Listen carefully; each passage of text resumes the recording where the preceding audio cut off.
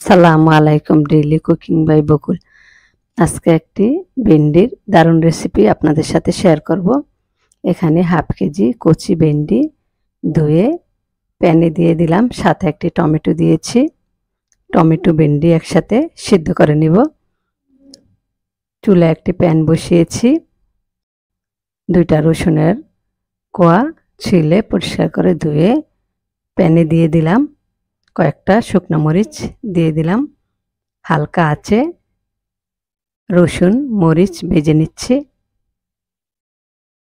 মরিচ মুচমুচে করে ভেজে নিতে হবে। টমেটো ভেন্ডি সিদ্ধ হয়ে গেছে, তুলে নিয়েছি। এখন ভেন্ডির সাইডগুলা কেটে নেব। সাইডগুলা কেটে ফেলে দিব। সিদ্ধ করার পর সাইডগুলা কাটলে বেশি ভালো হয়।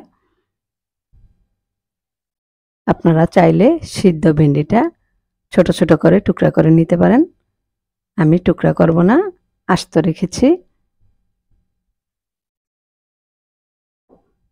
ভেন্ডিগুলা ভালোভাবে সিদ্ধ করে নিয়েছি। আপনারা চাইলে আরও সবুজ রাখতে চাইলে আরও কম সিদ্ধ করলেই হবে। একটা প্লেটে টমেটো ভেন্ডি সিদ্ধ নিয়েছি, ঠান্ডা পর্যন্ত অপেক্ষা করব।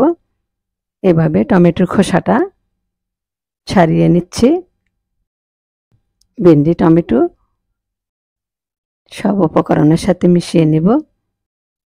সাথে দিয়ে দেব ভাজা শুকনো মরিচ, রসুন। সাথে অ্যাড করব 2টা পেঁয়াজ কুচি। স্বাদ মতো লবণ দিয়ে দিলাম। এখন মরিচ ভাজা ভালো করে ভেঙে নিচ্ছি। রসুনটাও মেখে নেব। টমেটো চটকে নেব। টমেটো দিলে খেতে বেশি ভালো লাগে, দেখতেও ভালো লাগে, টেস্টটা একটু অন্যরকম লাগে। ভেন্ডি মেখে নিচ্ছি।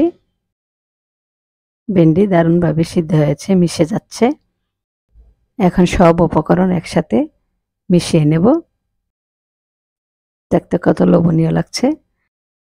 এখন দিয়ে দিলাম সামান্য সরিষার তেল। সরিষার তেল দিয়ে ভালোভাবে আবারও সব কিছু একসাথে মিশিয়ে নেব। দেখুন কত লোভনীয় লাগছে। হয়ে গেল দারুণ স্বাদের ভেন্ডির ভর্তা।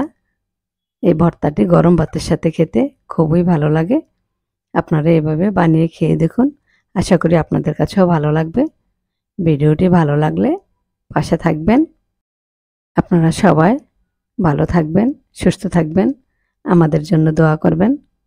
আগামী রেসিপি দেখার আমন্ত্রণ জানিয়ে আজকের মতো এখানেই বিদায় নিচ্ছি। আল্লাহ হাফেজ।